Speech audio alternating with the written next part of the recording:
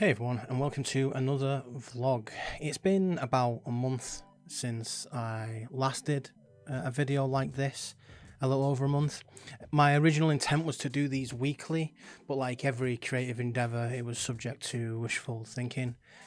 I'm not 100% sure what type of cadence I'm gonna deliver these at. Once a month feels good, and that should hopefully, give me enough time to balance actual content for the video plus time to do it amongst all the other things that I've got going on. So November was a super busy month. We started tidying the office, you'll see that later on, and moving some things around. Etsy blew up in November. For those who don't know, Etsy for a lot of people has been trending down over the last couple of years, but November was in stark contrast to that, so that was welcome. We've had some printer issues, unfortunately, and we've had to order some more in, so we've got some new printer arrivals. Some of them the same machines that we've already got, but one new machine that we didn't have prior. We made a chunk of models, loads for orders, again for Etsy, but also a lot of free STL files which were up on our Patreon, and a host of other random bits. So quickly, just a nod to the Patreon and the patrons who offer us all the support. Big thank you. We delivered a chunk of orcs last month, among some other bits, some statues and tree spirit Christmas orientated stuff based on some Zelda objects. A link is in the description. These assets are free to members, and if you fancy yourself a merchant selling this stuff on Etsy, then take advantage of our merchant tiers, which are super generous, and you get a ton of models, not just what you see here. That's what was being worked on last month. And just for those who might be a bit interested in like how I go about sculpting these, here's a quick brief run through of how that happens.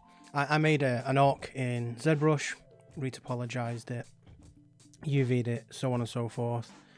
Made it in the the basic TNA pose, and then what I did there is I export that into Maya, as I will show you now. So now I'm over in Maya, and then what I'd do is I would rig this using some plugins and software, get it skinned to that rig, and do a quick pose. This is nothing like super in depth because we're not making a video game and you're not going to see this moving in real time. You can get away with some dodgy deformations, purely because you're going to go back into ZBrush anyway and do some corrections, or in the final model, people won't necessarily see those bad deformations and stuff like that anyway. Anything that can be seen, you typically want to fix. But if clothing's going over it, a helmet's going on the face, then what's underneath doesn't really matter. So, it's loosely rigged in Maya, skinned in Maya as well, posed.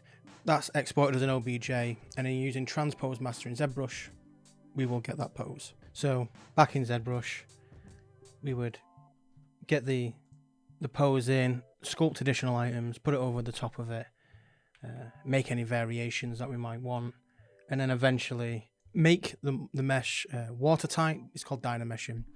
Reduce the overall output count of the amount of polys in it, just so it's a smaller file size, because you don't necessarily notice those facets that it creates on a 3D print, given its size, unless you're really scaling this up, and even then it can be quite hard to tell. And then export that. Then obviously we go and do like supporting test prints, so on and so forth. But that's pretty much like in a very quick nutshell the process that's taken. Start off with a base mesh in ZBrush, sculpt that up, retopologize it if needed, export that, rig it up in Maya, skin it, pose it, bring that back into ZBrush, add all your trinkets and stuff like that. And that's just the way I go about it, and that's followed me over from the video game industry, which is where I learned all this stuff in the first place. So I did that with orcs in this particular instance. I'm also doing elves this month, like female elves. So, I did exactly the same process there. I have them. I can't really show you them because the base model's not safe for work, but that was done in the same method.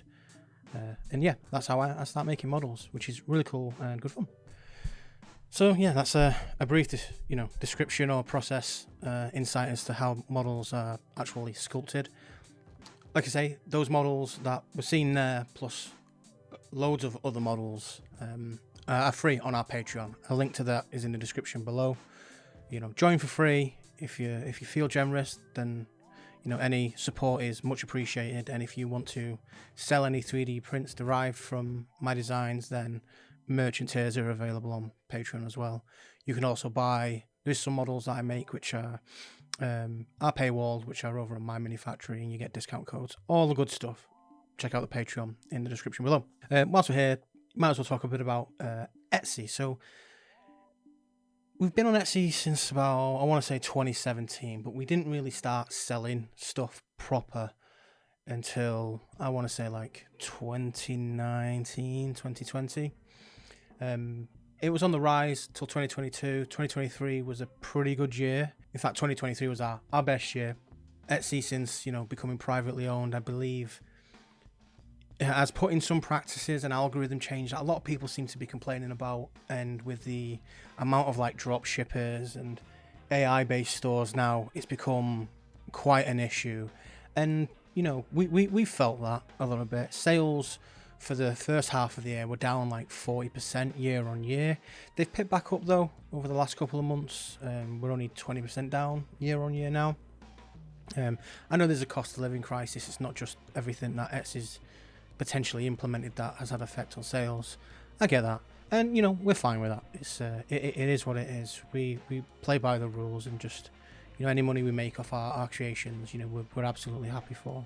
November was a great month though. So November was, I think, one of, if not our best month ever on Etsy. So I don't know if something's changed, or people were squirreling money away for Christmas gifts, or just the offering that we've got on the store this year is just more appetizing, which could be the case.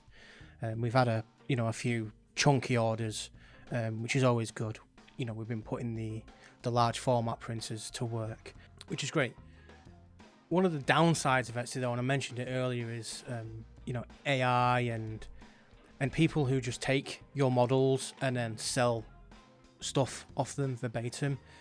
If you create something yourself, so you literally create it, even if the IP and whatnot is owned by someone else, like what you get in artist fairs, or artist alleys, they've taken a Marvel character and done their own fan art and they sell the prints. Well, they've done that fan art, even though they don't necessarily own the IP. They've done the fan art, they've put the work in, and people do that day in, day out, and it's great. I think where it kind of crosses the line for me though is like, well, if I was to literally take that art and say it was mine, and then put that up for sale and say I did that, that's kind of scummy. Or if I was to take that and then scan it in and then sell loads of prints or copies of it and say it was mine, that's kind of scummy. And there's no, as far as I'm aware, there's no legal ambiguity about that. And you just get loads of people on Etsy and platforms like Temu and AliExpress where they'll take your designs and then just put it up there and sell it as if it's their own. Or they'll take your design, they'll print loads of them and sell it without credit to you. And that just, it's so irksome. And Etsy is unfortunately rife with that, to the point where I've had tips over the last few months where people have said, this has been illegally sold on Etsy, this has been illegally sold by such and such in a different country. And it happens all the time. Whenever you put something digital out there, then chances are someone somewhere is just going to abuse it somewhat, which is fair enough. I say it's fair enough, it's not fair enough, but you kind of understand that there's unscrupulous people out there who will do this type of stuff. You can't just not put your work out there, which is unfortunate. The issue for me, one step on from that, is if I've got people paying a fee to me to then go out and sell prints and goods, it also affects them as well. So when I get these tips, I tend to follow them through, and I will throw up reports, the cease and desist type stuff through the right channels on each platform. So recently with these tips, a lot of people have been selling my assets or designs on those platforms, and they've needed to, I've needed to contact the platforms themselves. At first I usually reach out to the people, but so many people, some are fine, some of them are sorry, some of them even you know, they join merchant tiers and stuff like that, which is amazing. But others, they like to kick up a fuss, and I can understand if they've been scammed themselves by, or misled themselves. That's unfortunate, but it is what it is. So that does sometimes take a bit of time, and it takes a bit of a toll when you're having to deal with stuff like that, which is a shame. Anyway, rant over. Etsy sales were really, really good last month. Susanna's been cracking away, cleaning models. I've been doing, I very rarely clean 3D models myself anymore. But in November, I was pulling my sleeves up and getting cracking as well, doing that in the print room. She's been boxing loads of them and been sending orders out. And we're kind of at the point now where it's like we can't guarantee Christmas deliveries because we've got so many orders in the queue. We've had to take a break today with the printers, which I'll show you in a minute. I'll give you a quick run around the office and the print room, and you can see what it is we have. So yeah, in fact, why not? Let's do that now. So the first printer to show you is the Elegoo Jupiter, the OG one. So we use this to print, you know, super large models. And so far it's been great. We've had it for a couple of years now. Full metal construction, super heavy, but we haven't really got the space to store it, so it sits out here on the landing and does, you know, occasional jobs. And then here we have the box room of the house, which is our main print area. We'll just go from left to right. This is where we cure and wash models. So we have 2 anicubic small wash and cure. I think these are wash and cure ones. And we have like loads of IPA and bigger baths down there if we have like a super big item. We have a small ultrasonic cleaner there and have a larger one in the garage. That's where we just, you know, once we've done preliminary wash, dry, we'll give it another washing soapy water in there at high temperature, remove all the supports. If it needs another clean, we will, and then we'll cure it. Different resins. So we typically use the ABS like 2.0 or 3.0, and we've recently made the switch to 3.0 plus. But with the arrival of a new printer, we started using this 8K ABS like 3.0, and I really like that. The finish is super nice, so we might migrate over to that full time. The Sunlu is for bases, so I'll show you what printers we use on a day-to-day basis. So to the printers, for miniatures, we tend to print small miniatures on these Elegoo Mars 4 Ultras. We have them set up via Wi-Fi, so most of the jobs just get sent over, and then Suzanne she'll take the jobs off there once they're done. We've got a bit of a down day today. We've done loads of printing over the last couple of days, so we're just taking a break. A lot of models have been cleaned recently, and we've put loads into stock and sent loads out. So the plates are full, like they do have things on it. We keep the wrappers on just so that, you know, the clear hoods last a bit longer, otherwise they get really gunky. Under that's where I prime. It's got my compressor and my airbrushes and stuff like that. And then the Saturn 3 Ultra is a new arrival. I went for the Saturn 3 over the 4. I'll talk about that in a bit, back at my desk. And then we've got an OG Saturn, the revision though, with the stronger linear rail, and that just prints bases for us. And then down there we've got a Photon, a Frozen Sonic Mini 8K, which I barely use anymore.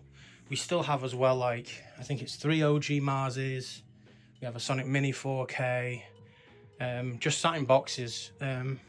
We've kept them mainly for redundancy, and we've tried to put them up for sale every now and again, but nobody seems to buy it. So we might lower the prices of them or just get rid. We have donated a couple in the past, so we'll see. But yeah, that's a little overlook of the print room. It's very small, very humble, and always a mess. But you know, we get good prints from it, as our reviews speak for themselves. So yeah, very happy with this. The Saturn 3 was purchased so that I could print slightly larger models at a higher resolution that matches the Mars 4 Ultras,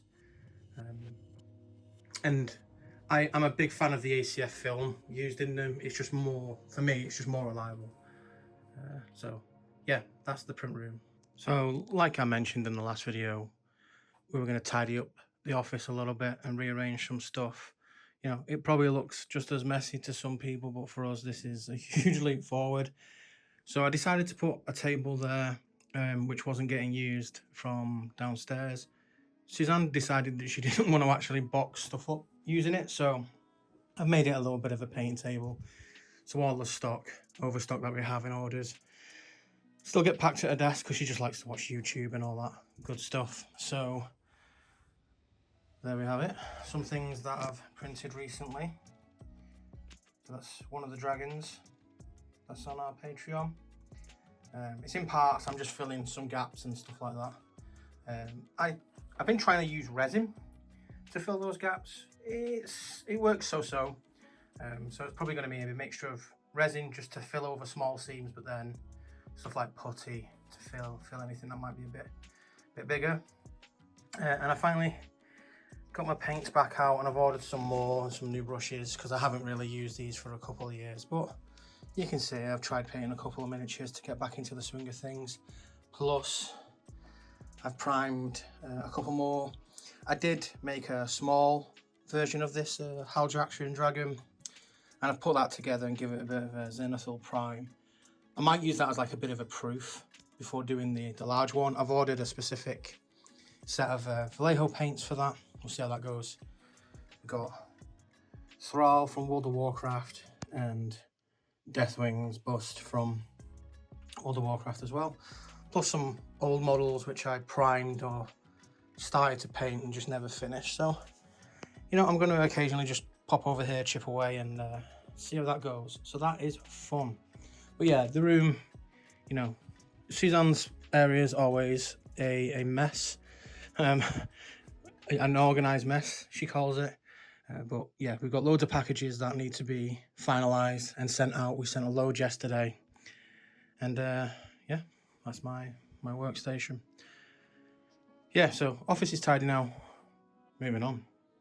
So, as you could see, that's our print room. That's a quick mooch around the office again. We did have a few issues with two of the Elegoo Mars 4 Ultras, unfortunately. Just stopping halfway through a print, powering out essentially. I'm in talks now with Elegoo. They're just under a year old. I'm in talks now with Elegoo, and they're asking me to jump through a load of hoops to try different things. But the problem is if I swap components out for other Mars 4s that I have and I potentially damage them, then without any redundancy. So I bought another Mars 4 Ultra, which you saw. I bought the Saturn 3 Ultra, which you saw, just for some additional redundancy so that we can fulfill orders, whilst the other two machines, which are a bit temperamental, they still work, but like 1 in every 10 prints will just be dead, and it'll be a print that we've done 100 times before. You know, it'll just power out, and sometimes when you turn them on they fizzle, so chances are there's some connector inside or the power supply is going, and I've tried alternatives but no luck. We'll see what Elegoo decide to do. So why did I buy the Saturn 3 Ultra as opposed to the newer Saturn 4 Ultra? Well, there's a few reasons really. The Saturn 3 doesn't come with stuff like the clamp build plate, doesn't come with the tilting bed, and for me that's a plus because it's less parts to go wrong. The tried and tested reliable design is something that I prefer, rather than all these additional things, which to me ultimately are just gimmicks. The ACF film, a lot of people complain about ACF film. Yes, the quality is ever so slightly lower using it because it uses a grain surface. That grain surface though, when pressed against a clear screen, does clear out. I find that ACF is way more reliable, so way less print failures on it, and it lasts like 4 or 5 times as long, in my experience anyway. We've got some ACF film in those Marses, which has been there for like 5 months, and we print every day, like, you know, 4 or 5 beds a day in some days. So ACF film, you know, for all the grief it gets about like, oh, it's not as high a quality as Crystal Clear or MFEP, that might be true. However, for somebody who prints a lot, prints to sell, redundancy and reliability trumps like peak quality. And when it's on a table, it's been primed and painted. At playable distance, I challenge most people to find the difference between something that's printed on the same printer, one printed on the ACF, one printed on NFEP. Show me the difference. It's only when you get really close or under a microscope or a macro lens and stuff like that where you start to see some of these differences. The only thing is if you're you know, you're printing using ACF and you're printing something that has a very low tolerance like keyed parts, you might want to bake some extra tolerance into those keyed parts because it does inflate the model ever so slightly, I found. But other than that, ACF, that's one of the other reasons it came with the ACF to begin with. Less mechanical components to go wrong. So tried and tested design.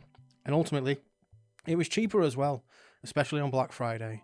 So, you know, and quality and output, 12K screen, similar light, similar speed, you know, the quality is going to be very, very similar. I understand the new machine is getting a 16K upgrade, but even still, and a heated flat, not needed at all. Nice to have if you're passively buying it as part of that, great, but not needed if you're trying to do this reliably. In that sense, it's just more stuff to go wrong. Just a quick addition to that, you know, I just said that they're not needed XYZ, but they're helpful in a sense that, yes, if you live in a very cold climate or use a very touchy resin, then a heated vat is very welcome. But if you're in a location where that isn't needed, then you're just paying for something that you're never going to use. The newer build plate on the Saturn 4 Ultra doesn't look like a step forward in any way, shape or form. It says it's got this auto leveling gumph, which is not the case. It's more like auto zeroing. It's just more gumph to go wrong, and you know, there's just, you know, maybe in the second iteration or third iteration it might get there, it might be a lot better, fair enough, but you're just paying for features that, you know, if you've done this before, you set this up properly to begin with, then they're just niceties and very specific situations. So in that sense, for me, I prefer, like I say, tried, tested, reliable, keep it simple, stupid. So, other than that, what have we been up to? I started working on a video game. It's too early to show now, and whether or not anything truly comes of it, I don't know. But I put a good few hours into that during November, which was really fun, using Unreal 5. You know, a lot of store-bought assets. I'm just piecing together something and doing some experimentation, getting back into the game dev stuff, which is, you know, is really fun to and quite cathartic to pull away from the the sculpting sometimes, and instead do something which could be classed as a bit more technical. I'm not sure, but it's very fun. Also, let's move back over into ZBrush. I'm doing elves, like I said earlier, so this is an example of something that you can get free again on the Patreon. Go and sign up and you can grab some of these models now. Doing an elf in general, just some variants here, different trinkets, slightly different styles, hair, jacket, that type of stuff. Also got like an elven princess. I've got a blade master coming, an elven mage I believe I started making, and I've got some other little trinket models which should be released later on in the month, probably post Christmas Day, but they're all free on top of the over 500 free models which are already in the repository. So run off, go to our Patreon, link in the description below, sign up for free, grab all those models. If you want to donate, good stuff, or if you want to sell prints of them, you can with the merchant tiers. Other than that, I think probably that's about it. Yeah, I won't take any more of your time. I've rambled quite a lot. Vlog stuff, gonna ramble a lot. I think, you know, in the near future, I said this in the last video, I might want to do some like response videos, or not reactions. I do want to add some stuff to it, but there's some, you know, 3D printer stuff out there that I'd like to respond to, some art stuff out there I'd like to respond to, and some miniature things I'd probably like to respond to. It's just finding the time to actually, you know, gel all that with creating models, organizing Patreon, doing Etsy, and all that jazz. If there's anything you guys or gals would like to see, then let me know. Give me a nudge, and you know, if I can show you, I can show you. Other than that, take care, have fun, speak soon, and if I don't speak to you this side of Christmas, have a merry one. Bye for now.